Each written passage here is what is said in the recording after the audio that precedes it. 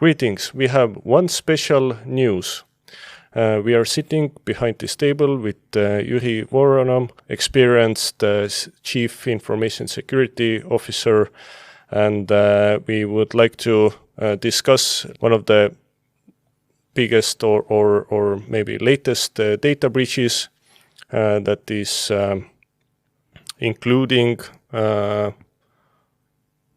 gene and DNA data. We are talking about unauthorized access to Asper Biogene OU database, resulted in the theft of personal and health data of about 10,000 people, including paternity tests, genetic disease tests. And you, Jüri, as a security specialist, what do you pay attention when you hear this kind of news about similar data leakages? Well, for me, the most interesting part is the first, what kind of data has leaked and what could attacker do with that? And the other part is how they did get in and how long they have been in the systems to get access to the data. Is there already some kind of known evidence or facts what could be the reason of this breach or what were the mistakes that the company made and also how this could have been avoided? As I understand, the investigation is still ongoing, so I think it's too early to do some conclusions, but looking at the information that has been in the media, it seems that the attacker could gain access to both genetical and health data and also the personalized in a personalized way. So this might be the mistake that the personalized data was non-pseudonymized and kept without any anonymization in the database. So that might be. In these kinds of incidences, what are like the primary objectives of the threat actors who are like conducting those data thefts? First is those incidents are usually planned ahead. So I think they knew who they're trying to get in, what data they could get. So I think the primary intent is obviously to earn money and to sell this data later on the black market somewhere, and to use this data also to demand a ransom from both the companies and maybe also from the persons whose data they stole. So. I think this breach is just one example, but how do you think how the Estonian companies are ready for these kind of happenings?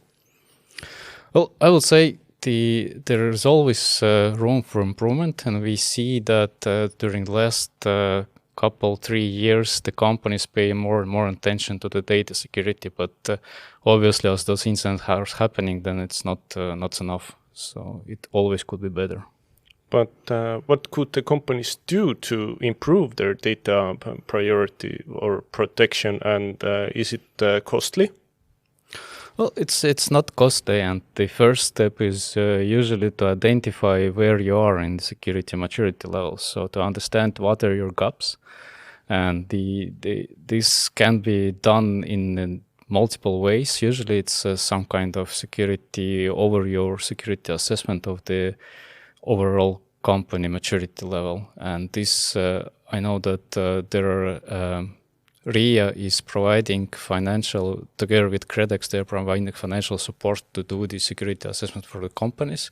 So this is not that expensive that it should be left not used. But what could be like the future cyber threats to the companies and how to assess them? The future.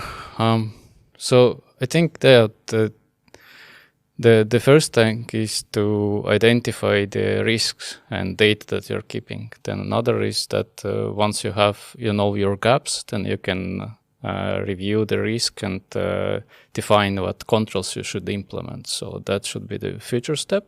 But the most important is to allocate someone in the company, or maybe take it as a service, someone dedicated person who is responsible for the overall security in the company, because without this person, it will be difficult.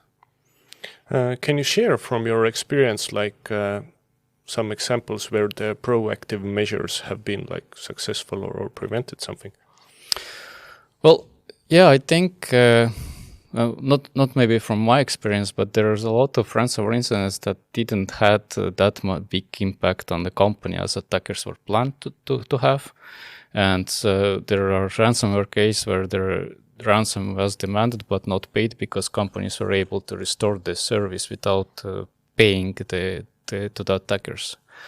So yeah, it's obvious that being proactive helps in this kind of incident to limit the spread and limit the effect of the incident. And maybe like how can private and public sector collaborate to mitigate the risks of future similar cases?